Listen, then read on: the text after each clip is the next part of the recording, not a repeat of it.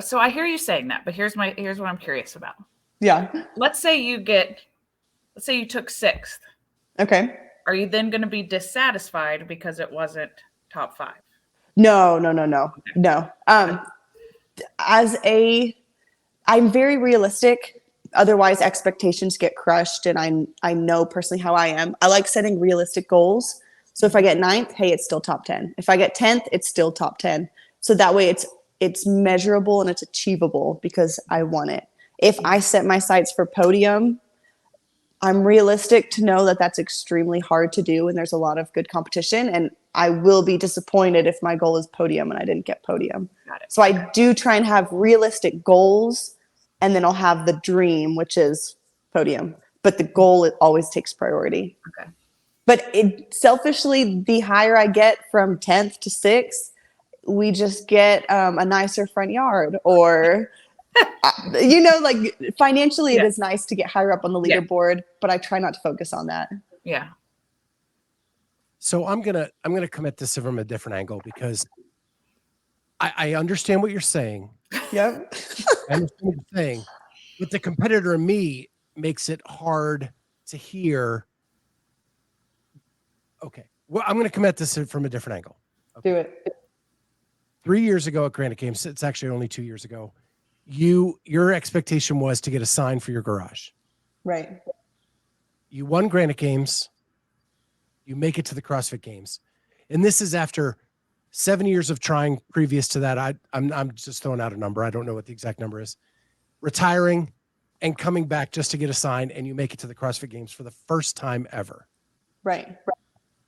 You finish top 15. Right?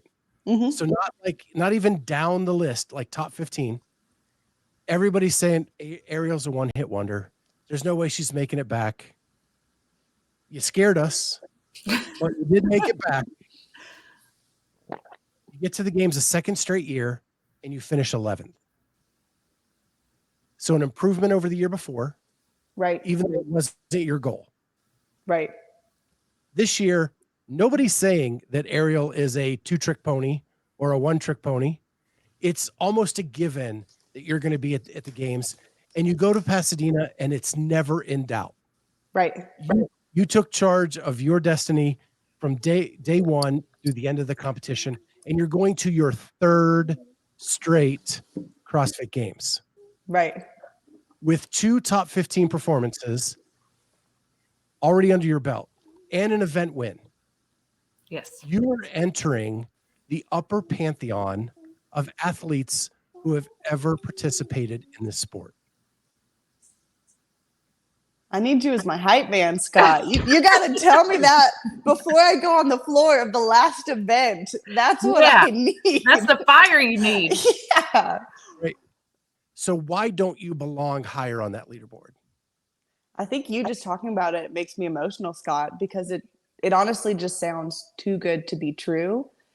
And part of just how I am is I'm not a very deep thinker. I don't think about my resume, or I think about where I came from, how I tried for many years, but I don't resonate much on the fact of I should be here. I deserve to be here. I will be here because I can train as hard as I want to. I can put in all the work, but at the end of the day, I fully believe like what God wants to happen on the floor will happen. Like if he wants me in the top 10, it'll happen. If he wants me to win the games, it'll happen. And it gives me so much peace as an athlete to know that weekend is out of my hands. I've put in all the work in my home gym, did all the reps, moved well.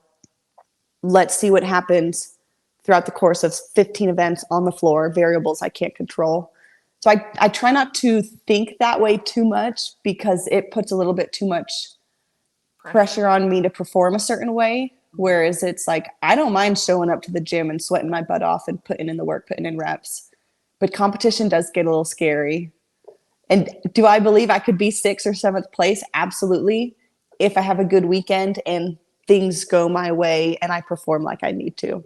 But I do have the little bit of the voice in me who is scared to take chances, scared to push hard and die on the floor. And it's just a matter of like which voice wins come game time when it's ready. And that's the voice that you need to talk to at the end of Yeah, exactly. Mm-hmm. Right. So I'm very realistic to know I am not a perfect athlete, and I know people out there are better than me.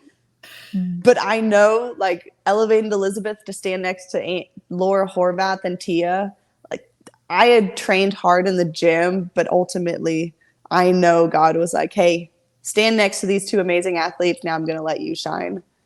That it's bigger than me.